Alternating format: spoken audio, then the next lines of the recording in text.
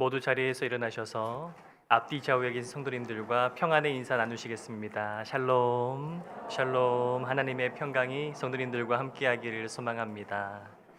우리 시간이 되었습니다. 다 함께 임내 찬양 부르며 예배로 나아가겠습니다.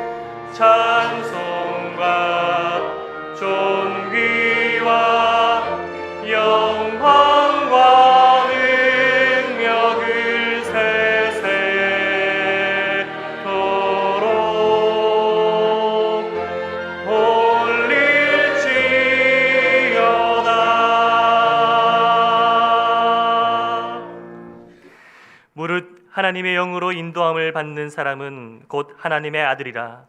너희는 다시 무서워하는 종의 영을 받지 아니하고 양자의 영을 받았으므로 우리가 아빠 아버지라고 부르짖느니라.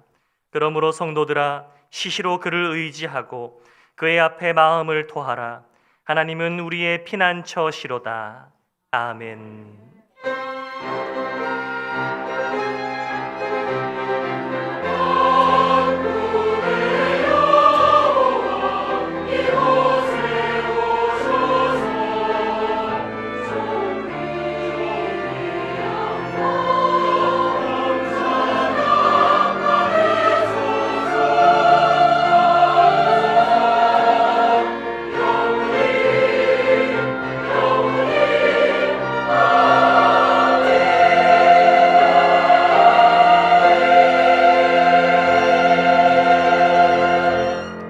사도신경으로 우리의 신앙을 고백하시겠습니다. 나는 전능하신 아버지 하나님 천지의 창조주를 믿습니다. 나는 그의 유일하신 아들 우리 주 예수 그리스도를 믿습니다. 그는 성령으로 잉태되어 동정녀 마리아에게서 나시고 본디오 빌라도에게 고난을 받아 십자가에 못 박혀 죽으시고 장사된 지 사흘 만에 죽은 자 가운데서 다시 살아나셨으며 하늘에 오르시어 전능하신 아버지 하나님 우편에 앉아 계시다가 거기로부터 살아있는 자와 죽은 자를 심판하러 오십니다. 나는 성령을 믿으며 거룩한 공교회와 성도의 교제와 죄를 용서받는 것과 몸의 부활과 영생을 믿습니다. 아멘.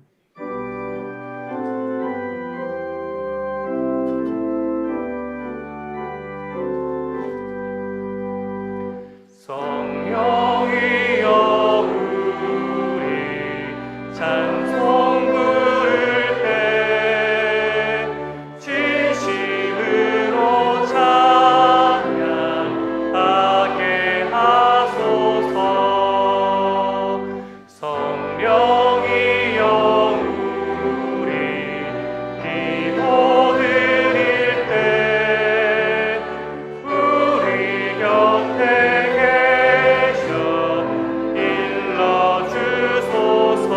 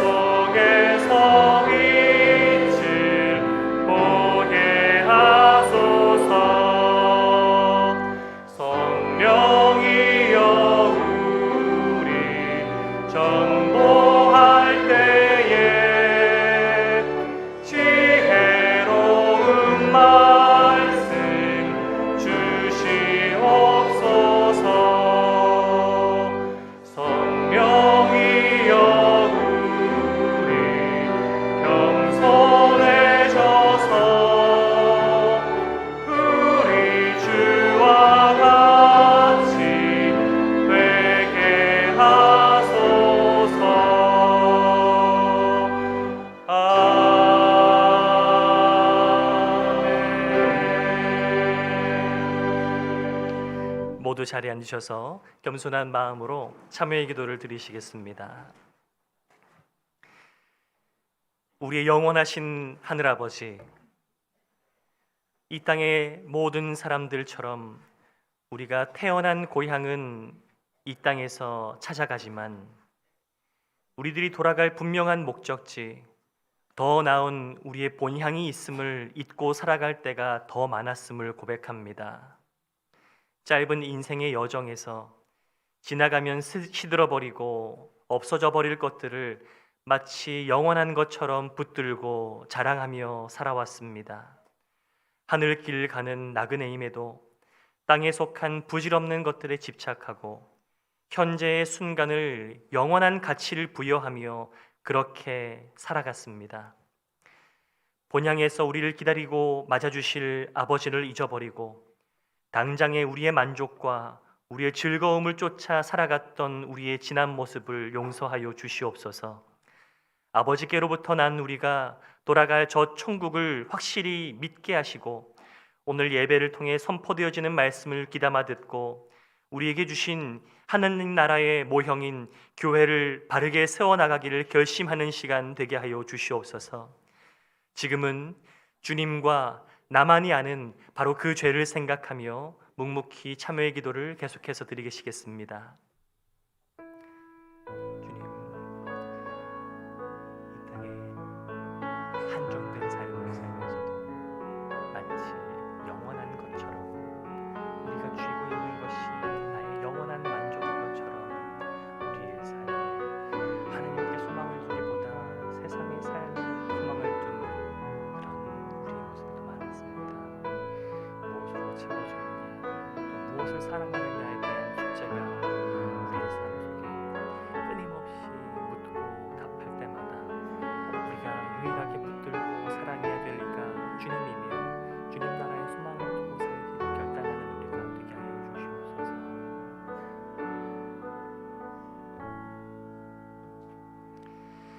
그리스도 예수의 사람들은 육체와 함께 그 정욕과 욕심을 십자가에 못 박았느니라.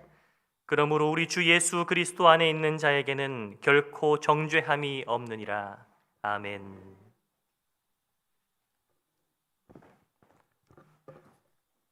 여호와는 선하시며 인자하심이 영원하신 아버지 하나님께 감사와 존귀와 영광을 돌립니다.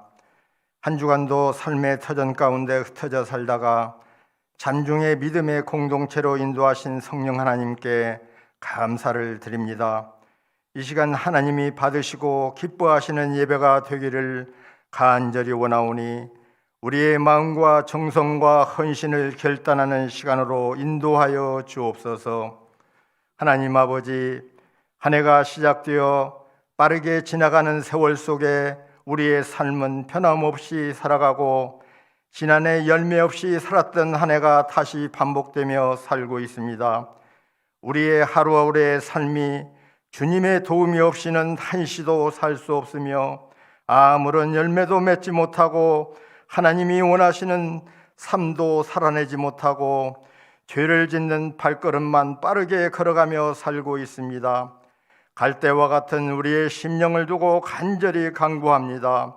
우리의 달려갈 길을 다 달려가고 온전한 믿음을 지키며 잘했다 충성된 종으로 살기 위하여 우리의 남은 인생을 참으로 하나님이 기뻐하시고 원하시는 삶을 위하여 우리의 계명을 순종할 수 있도록 주님 안에 확실하게 거하게 하시고 연약한 우리의 심령을 성령 충만함으로 붙들어 주옵기를 간절히 바라고 원합니다. 하나님 아버지, 우리 잠중교회를 이곳에 세우시고 지금까지 믿음의 공동체로 인도하여 주셨습니다. 귀히 쓰임받는 담임 목사님을 보내주시고 그 어느 때보다도 안정되고 성도 개인들의 심령이 부흥되고 조금씩 변화되는 것은 오직 주님의 은혜임을 믿고 감사를 드립니다. 간구하옵기는 서로 사랑과 섬김으로 봉사하며 나보다 남을 낫게 여기는 마음을 가지고 나의 의가 드러나지 않도록 겸손히 주의 일을 감당하는 교회가 되게 하여 주옵소서.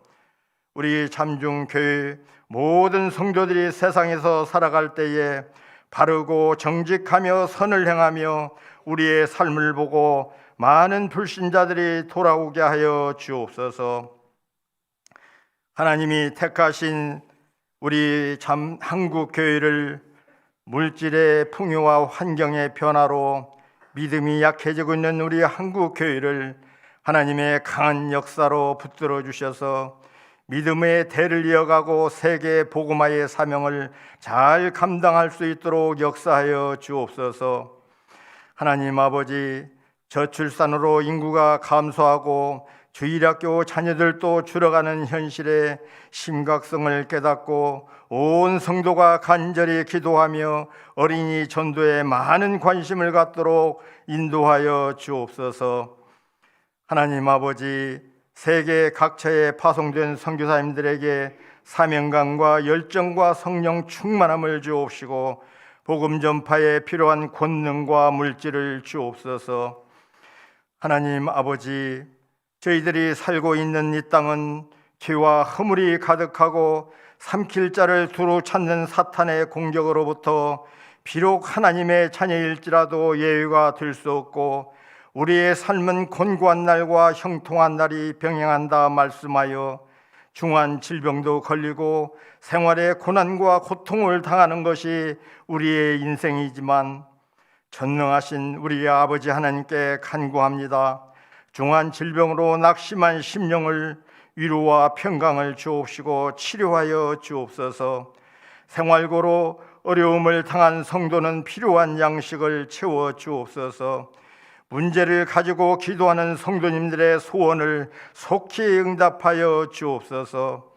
하나님이 사람을 창조하신 목적에 따라 할렐루야 찬양대가 온 마음 다하여 찬양할 때 흠양하여 주옵소서. 담임 목사님, 우리 교회에 부임하고 4년 동안 목회할 수 있도록 말씀의 은혜와 능력 주셔서 감사합니다. 피곤하고 지치지 않도록 영과 육을 강건하게 지켜 주옵시고 말씀을 준비하고 설교할 때마다 성령님 도와주시옵소서. 이 시간 선포되는 말씀이 우리의 혼과 영과 골수를 쪼개고 우리의 심령의 변화를 받아서 말씀대로 순종하는 삶으로 살게 하여 주시옵소서. 우리의 구주이신 예수님의 이름으로 감사하며 기도하옵나이다. 아멘.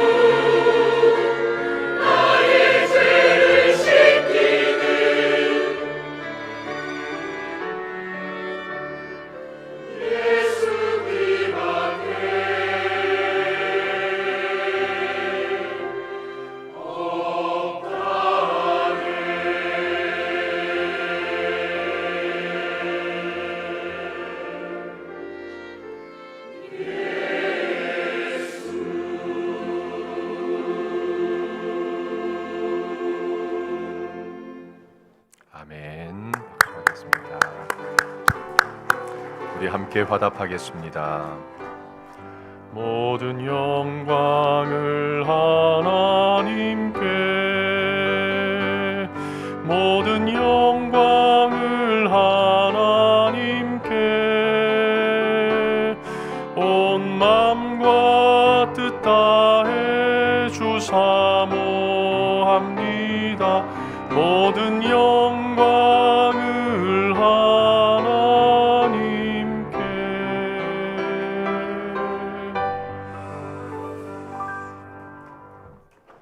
하나님 말씀은 구약 성경 시편 15편 1절에서 5절까지 말씀입니다. 우리 한 목소리로 하나님의 말씀을 읽겠습니다. 여호와여, 주의 장막에 머무를 자 누구 오며 주의 성산에 사는 자 누구 오니이까? 정직하게 행하며 공의를 실천하며 그의 마음에 진실을 말하며 그의 혀로 남을 허물하지 아니하고 그의 이웃에게 악을 행하지 아니하며 그의 이웃을 비방하지 아니하며 그의 눈은 망령된 자를 멸시하며 여호와를 두려워하는 자들을 존대하며 그의 마음에 서원한 것은 해로울지라도 변하지 아니하며 이자를 받으려고 돈을 구워주지 아니하며 뇌물을 받고 무죄한 자를 해하지 아니하는 자이니 이런 일을 행하는 자는 영원히 흔들리지 아니하리이다. 아멘.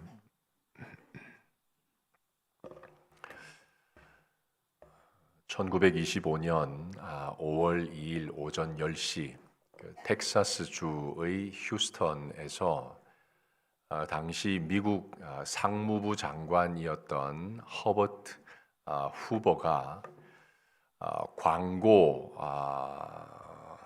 광고하는 사람들 있잖아요. 그 하는 사람들의 대표격인 사람들을 다 모아서 연설을 했습니다. 후보는 4년 뒤에 미국의 31대 대통령이 되거든요. 그때 후보가 광고인들에게 무슨 말을 했는가 하면, 여러분은 욕망을 창출하는 일에 발을 들였습니다. 그런데 지금 그것을 최대치로 끌어올려야 할 때가 되었습니다 라고 한 겁니다. 왜 그런 말을 했는가 하면, 당시 미국은 국가적으로 과잉 생산이 문제였습니다. 먹거리는 말할 것도 없고 미국에 있는 방직 공장들은 한 반년만 일을 해도 돌려도 충분히 1년치 쓸 것을 생산해낼 수 있고, 신발 공장은 한 2달 반에서 석 달만 돌려도 1년치를 충분히 만들 수 있을 만큼 생산량이 많았거든요. 그러니까 해결책은 둘 중에 하나입니다. 생산량을 줄이거나 아니면 소비를 늘리거나, 이 둘 중에 하나잖아요. 근데 우리 잘 알다시피 미국은 청교도라고 하는 신앙의 기반 위에 세워진 나라입니다. 그러다 보니까 청교도가 강조하는 근검 전략이 사회 밑바닥에 깔려 있었거든요. 그것을 잘 아는 경제학자들이 그러면 손쉬운 방법을 선택하자고 제안을 했습니다. 그게 뭔가 하면 생산량을 줄이고 대신 일도 좀 줄이자. 그리고 남은 여가로 신앙생활을 권장하고 사회봉사를 권장하고 여유를 주면 좋겠다, 이렇게 제안을 했습니다. 그런데 후보 같은 정치인들과 GM같이 큰 회사의 기업가들은 보는 시각이 완전히 달랐던 겁니다. 과잉 생산이 문제가 아니라 과소 소비가 문제라고 본 겁니다. 그래서 광고쟁이들을 다 불러 모아서 영향력 있는 그 사람들에게 사람들의 욕망을 최대치로 끌어올릴 비책을 만들어내라고 요구를 했던 겁니다. 그렇게 해서 당시 이 광고업계의 전설이었던 어니스트 컬킨스가 주도를 해서 사회 문화 전반의 방향을 확 바꾸는 중요한 전략을 2가지 만들어내는데, 이게 경제학적으로 사회학적으로 굉장히 중요한 분기점이 됩니다. 하나는 제조사들이 질 좋고 오래가는 제품을 만들어내는 대신에 아주 단기간만 버텨낼 수 있는 제품을 만들어내라고 유도한 겁니다. 소위 말하는 일회용 소비 문화가 그때부터 시작이 된 겁니다. 다른 하나는 당시 미국 사회가 안분지족하고 근검 전략하려는 소비자들이 굉장히 많았는데, 그들에게 물건이 다 닳아질 때까지 쓰도록 내버려 두는 게 아니다. 물건이 다 닳지 않아도, 낡지 않아도, 기능하고 있어도 이제는 모던하지 않기 때문에 바꾸도록, 새로운 게 아니기 때문에 바꾸도록, 패션에 뒤처지기 때문에 바꾸도록 이렇게 유도를 해버린 겁니다. 과시와 허영을 자극하는 쪽으로 전략을 크게 수정을 했습니다. 그런데 문제는 이게 적중을 해버린 겁니다. 사람들의 마음에 완전히 들어맞아 버렸어요. 이런 소비 문화가 무려 지금까지 100년이 지나도록 아직도 먹히고 있습니다. 아니, 먹힌다는 표현보다 더 정확히 말하면 그게 절정의 꽃을 피우고 있는 게 오늘 이 시대 아닙니까? 인스타그램이나 페이스북 같은 소셜 미디어로 대표되는 이것들의 이 가치관이 뭡니까? 가지라, 쓰라, 누리라, 자랑하라. 이 키워드가 오늘 이 시대를 완전히 지배하고 있습니다. 소위 100년 전 그 시대의 의식을 지배하던 사람들이 교묘하게 만들어낸 이 관점이 세상을 이토록 크게 바꿀 수 있다는 말이죠. 잘 보십시오. 사람들의 시선을 돌리는 것, 관점에 변화를 주는 것이 얼마나 큰 힘과 파워를 가지고 있는지 무섭습니다. 그렇게 일회용과 과시용으로 대표되는 오늘날의 소비 문화는 우리 삶의 전 영역에 은밀하게 침투를 했습니다. 심지어 어디까지? 신앙의 영역까지 침투했습니다. 여러분, 오늘날의 신앙은 의심할 여지 없이 소비 신앙으로 표현하는 것이 정확할 겁니다. 저는 그게 100% 동의합니다.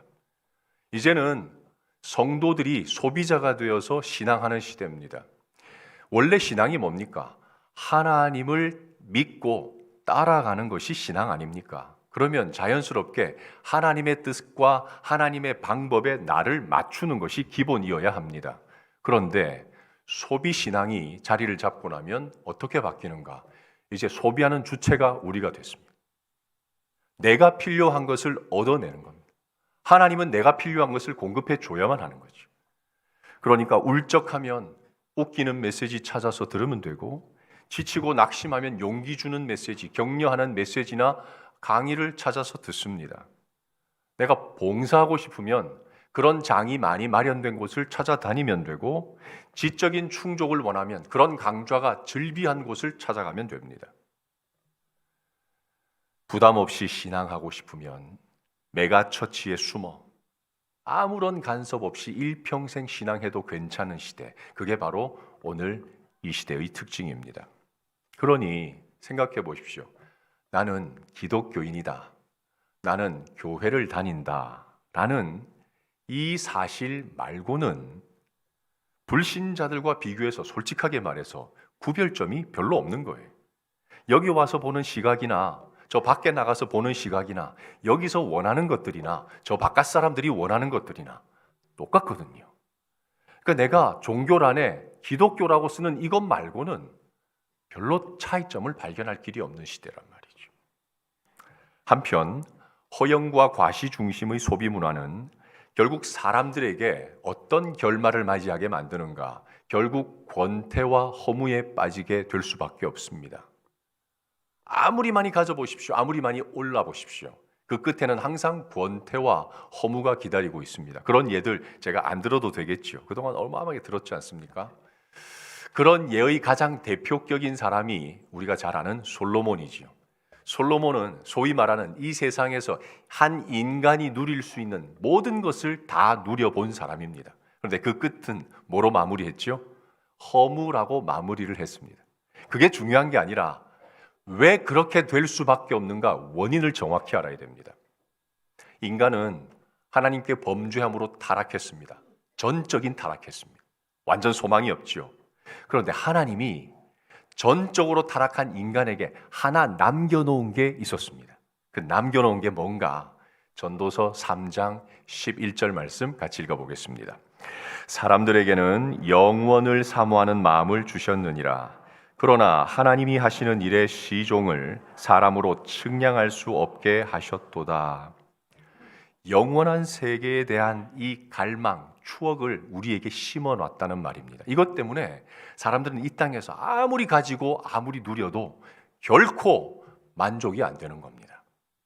영원이라고 하는 그릇은요, 얼마나 큰지, 거기다가 푼돈 얼마 넣는다고, 거기다가 찰나의 쾌락을 넣는다고, 거기다가 금방 사라질 권력과 명예와 사람들의 인정을 담는다고 해서 채워지지 않거든요.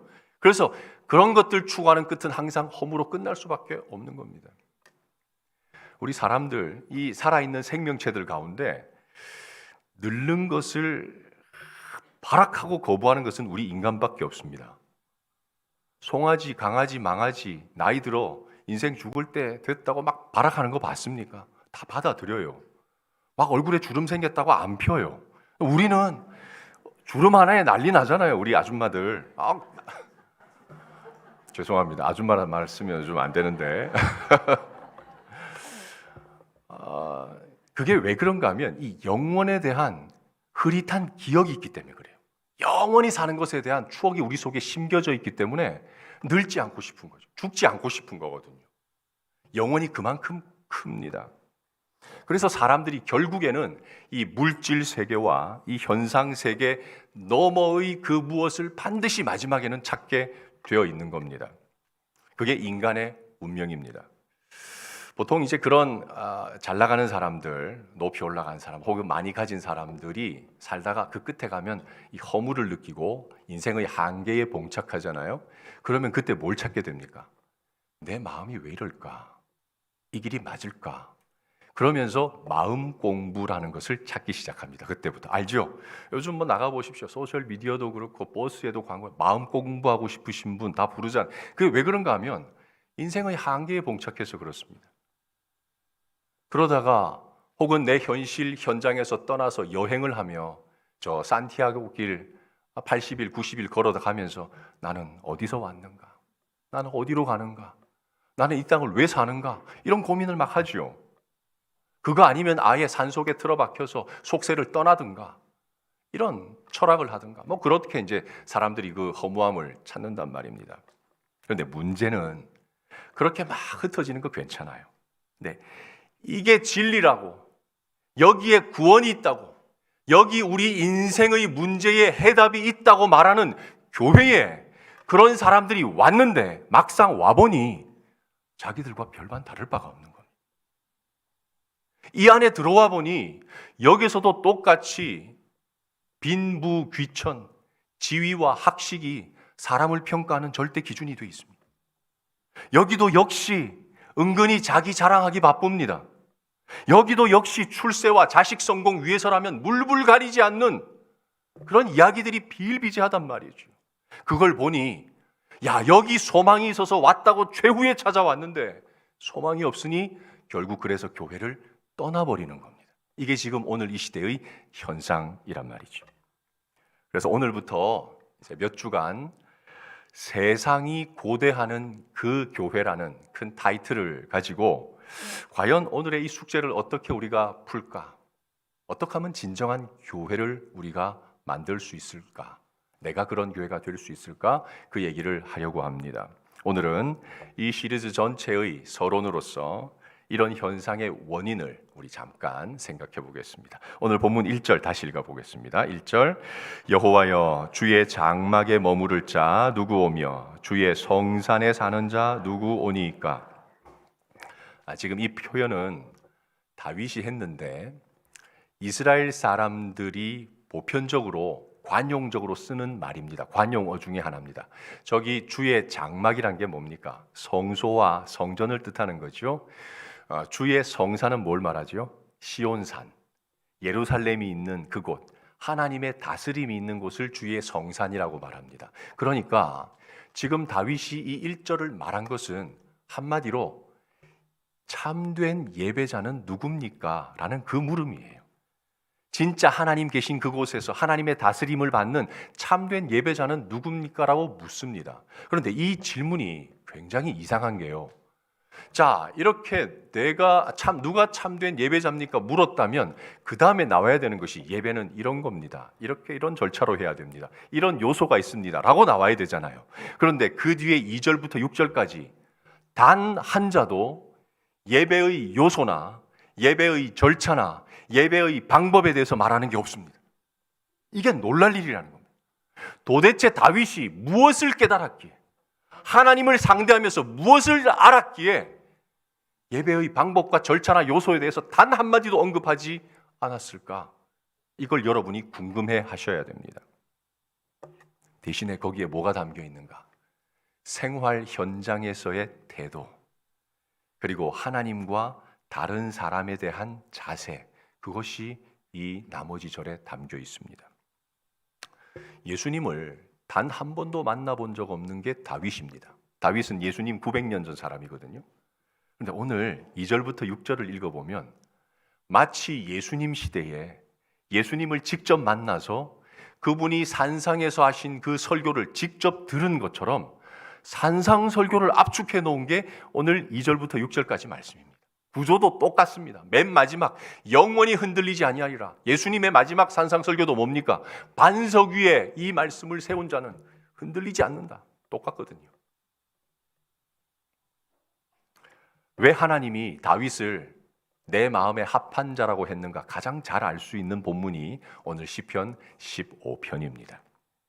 여러분, 인간을 포함한 이 세상 모든 피조 세계가요, 정말 애타게 기다리고 고대하는 것이 하나 있습니다. 다윗은 그걸 알았습니다. 바울도 그것을 정확히 알고 딱 한 문장에 담았습니다. 그게 로마서 8장 19절인데 같이 읽어보겠습니다. 피조물이 고대하는 바는 하나님의 아들들이 나타나는 것. 한 번만 더 읽읍시다. 피조물이 고대하는 바는 하나님의 아들들이 나타나는 것이니. 죄로 망가져버린 이 세상, 그래서 무엇을 아무리 해도 만족이 없는 세상, 그래서 갈 바를 몰라서 끝없이 뭔가를 만들고 추구하고 가지고 누리고 애써보지만 결국 영원한 파멸로 이를 수밖에 없는 그 존재, 그게 이 세상이거든요. 그래서 사람들은 그렇게 가져보고 누려보다가 맨 마지막에 뭘 하는가? 하나 기다리는 게 있는 거예요. 진짜 사는 길이 뭔지를 누군가 보여줬으면 좋겠다. 그게 뭐죠? 하나님의 아들들이 이 세상에 출현하는 겁니다.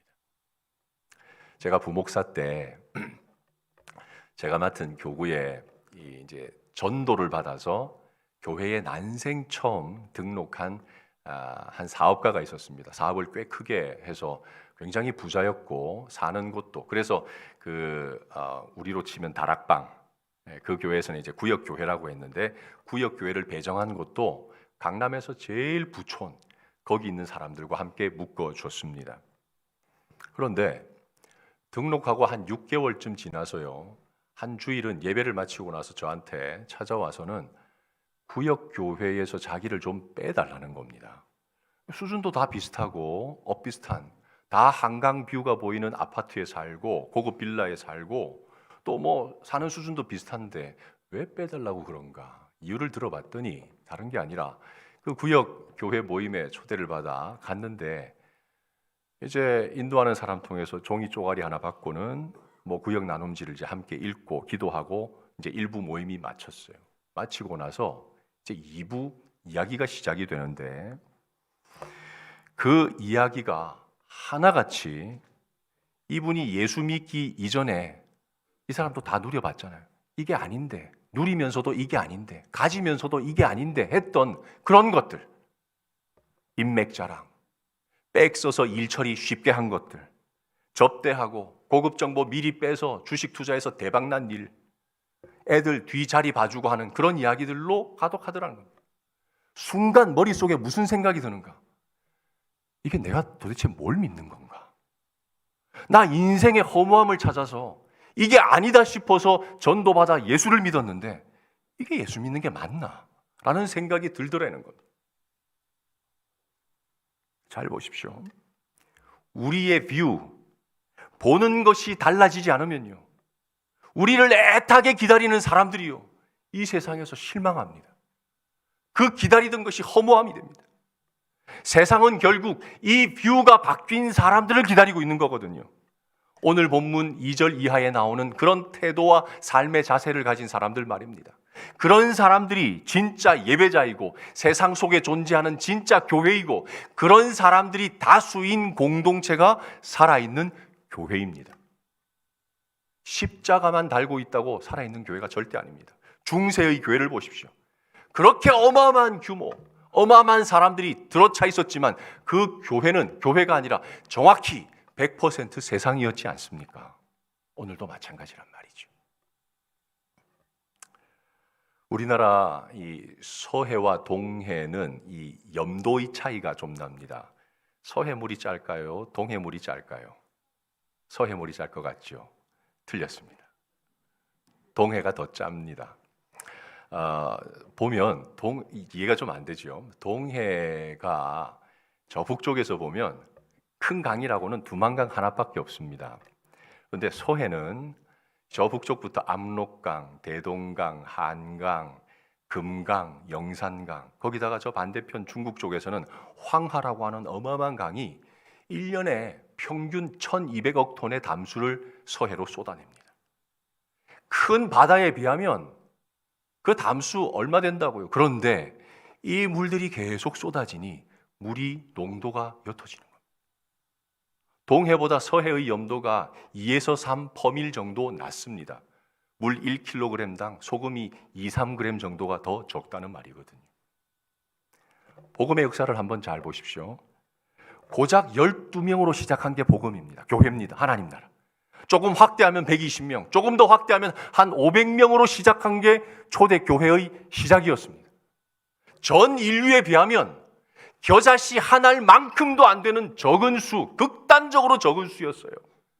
그럼에도 불구하고 그들이 오늘 2절에서 6절에 말하는 이런 진정한 예배자로 이 세상에 출현하니까 사람들이 충격을 받는 겁니다. 핍박을 하면서도 충격받았습니다. 야, 내가 고민하던 답을 저들은 알고 있구나. 죽음을 앞두고 있으면서 두려워하지 않습니다. 나는 죽음을 앞두고 바락바락 거부를 하고 있는데 저 사람들은 웃으면서 죽고 찬양하면서 죽고 핍박을 받아도 전혀 억울해하지 않고 그것을 보면서 인생의 참된 길이 저기 있구나 생각했던 거죠. 그래서 사람들이 환영하고 환대했던 겁니다. 초대교회를. 그런데 오늘날 그런 물줄기가 사라지고 있습니다. 오히려 교회에서까지 구정물을 세상에 막 쏟아내고 있는 그런 시대 아닙니까? 세상이 고대하는 것은요, 다른 뷰를 가진 사람입니다. 교회 예배에 익숙해져서 이거 철저히 잘 지키는 사람이 아니라, 교회에서 공부 열심히 해서 지식을 많이 갖춘 사람이 아니라, 오늘 다윗이 고백한 대로 이게 내 삶의 일부가 되어서 나는 이것이 하나님 찾는 사람인 줄 압니다라고 자기의 고백을 하는 그 사람을 하나님은 기다리고 있단 말입니다. 노아 때 세상이 얼마나 악했는지 하나님이 홍수로 심판해 버렸습니다. 온 세상 가운데 유일하게 살아있는 생명 공동체가 딱 하나 있었습니다. 그게 어디였죠? 노아의 방주 딱 하나였습니다. 그런데 이 방주가요, 참 묘한 게 전후 좌우 창이라고는 하나도 없었습니다. 단 하나, 저 하늘 위로 열린 창이 하나 딱 있었습니다. 이게 뭘 말하는 거죠?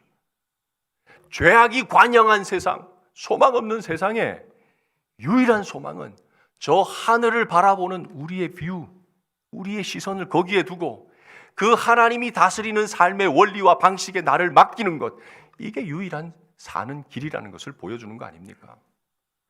다니엘 한번 보십시오. 그는 10대 때 조금 빼고 일평생을 페르시아, 바벨론, 메데, 이방신들이 다스리는 나라에서 살았습니다. 그러나 다니엘을 아시지 않습니까? 하루 3번 예루살렘을 향해 난 창을 열고 기도했습니다. 물리적으로 예루살렘 땅을 본 게 아니라 거기서 하나님께 시선을 뒀단 말입니다. 거기서 하나님의 다스림이 무엇인지 자기 속에 담았단 말입니다. 그래서 우상들이 즐비하고 대적들이 즐비한 그 땅에서 대적들이 다니엘을 죽이고자 했을 때 딱 하나, 하나님 믿는다는 이유 말고는 죄와 허물을 찾을 길이 없었어요. 총리였으면 허물이 얼마나 많습니까? 우리들 말에도 실수하고 재정에도 실수할 수 있고, 그럼에도 불구하고 그는 완전했습니다. 왜 그렇지요? 시선이 하나님께 있었기 때문에 자기 삶의 타인을 향하여 자세가 달랐습니다. 오늘 2절에서 6절이 말하는 참된 예배자에게 주신 약속의 성취였던 겁니다. 영원히 흔들리지 않는 인생. 우리 오늘 마지막으로 1절 말씀 다시 한번 읽으면서 스스로에게 한번 물어보십시오. 나는 지금 무엇을 보며 살고 있는가? 나는 어디를 보며 살고 있는가? 스스로에게 한번 묻고 나의 답은 무엇인가 한번 말해 보십시오. 같이 한번 읽어보겠습니다. 여호와여, 주의 장막에 머무를 자 누구 오며 주의 성산에 사는 자 누구 오니까? 예배자는 누구입니까? 교회는 누구입니까? 라고 스스로에게 물어서 교회에서 말해주는 정답을 말하려고 하지 마시고 여러분의 답을 가지십시오. 주일 예배 나와야 됩니다. 수요 기도에 드려야 됩니다. 새벽 기도해야 됩니다. 11조 해야 됩니다. 이런 거 말고 다윗처럼 나의 답을 가지세요. 나는 사업가로서 불법을 하지 않겠습니다. 이것이 하나님 받으시는 예배입니다. 나는 학생으로서 정직하게 내게 주어진 사명을 따라 정직하게 살겠습니다. 나는 한 가정의 가장으로서 가족들 부끄럽지 않게 살겠습니다. 이게 오늘 하나님 원하시는, 이 세상이 그토록 기다리는 참된 교회라는 사실을 믿고 이 복이 우리 평생에 떠나지 않기를 주의 이름으로 축원합니다. 말씀을 기억하며 다 같이 일어나셔서 찬양 드리겠습니다.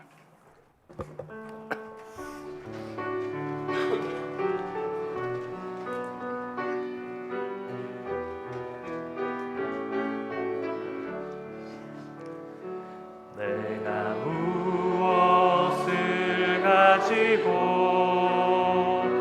여호와 앞에 나가며 높으신 하나님께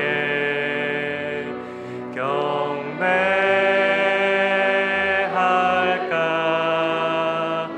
사랑아, 주께서 선한 것을 보이셨나니 여호와께서 내게 구하시는 것은 공의를 행하고 인자를 사랑하며 겸손히 내 하나님과 함께 행하는 것이라. 내가 천천의 수양과 번제를 주께 드릴까? 내 몸의 열매로서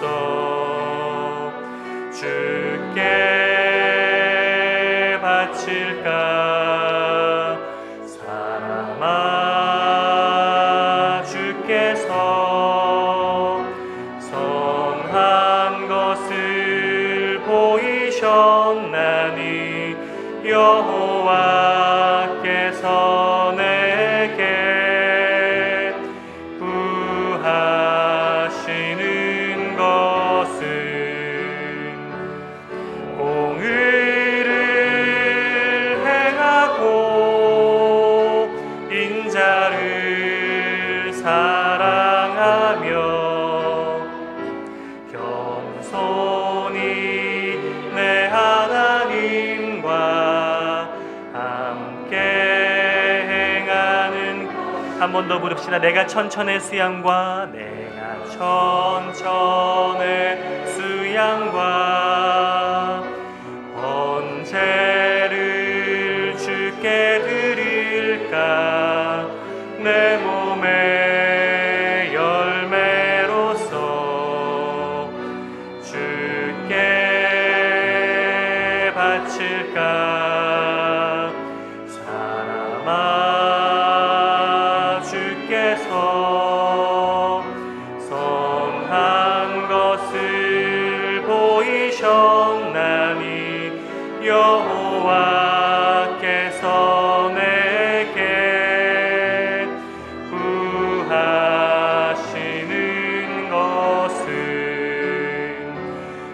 공의를 행하고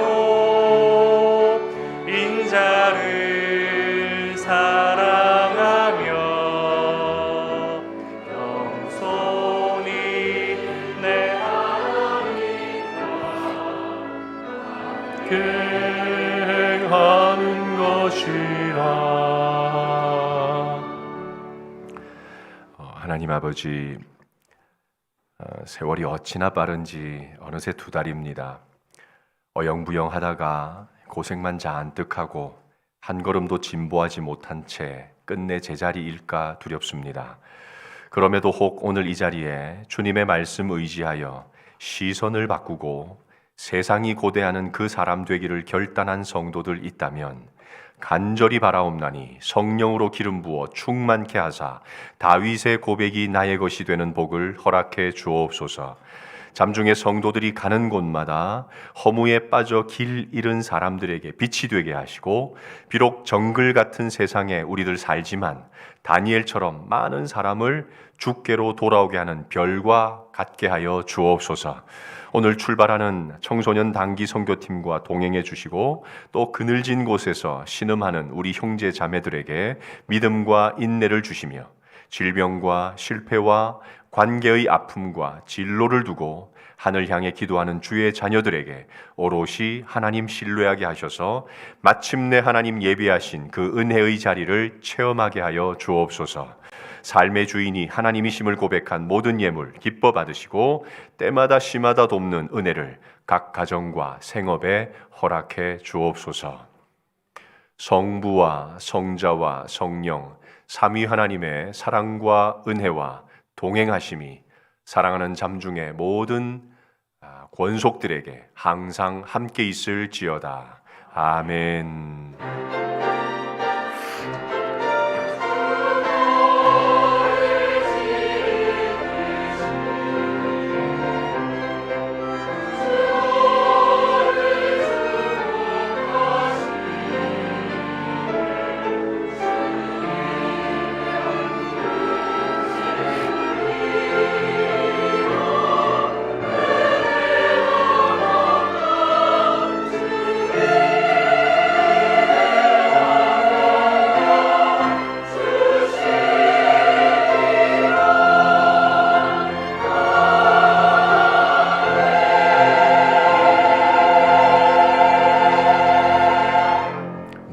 마쳤습니다. 자리에 앉으시고 교회 소식 함께 공유하시고 옆에 분들 인사하고 축복하고 헤어지겠습니다. 2024년 2월 18일 잠실중앙교회 소식입니다. 복된 주님의 날에 잠실중앙교회에 나오신 분들을 주님의 이름으로 환영합니다.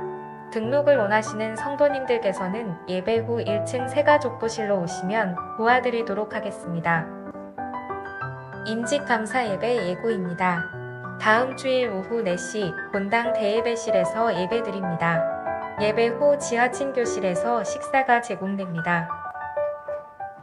기관 소식입니다.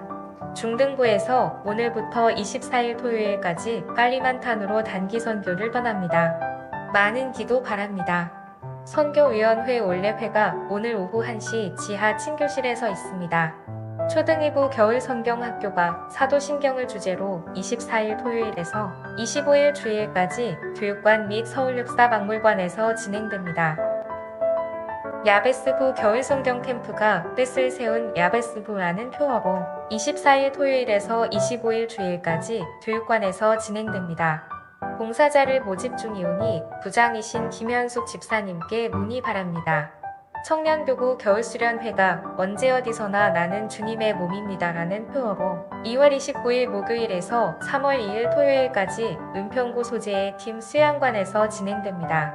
청년들이 주님의 몸된 교회를 경험하고 교회된 삶을 살 수 있도록 기도와 격려 부탁드립니다. 국내 선교부 부원을 모집합니다. 국내 미자립 교회를 섬기는 일에 동참하실 성도님께선 부장이신 정덕원 집사님께 문의 바랍니다. 오은하 강원을 모집합니다. 오는 24일 토요일까지 사무실에 비치된 안내지를 참고하여 문자로 신청 바랍니다. 오은하는 5세에서 16세 어린이와 청소년 대상으로 3월 10일부터 매주일 16주간 진행됩니다.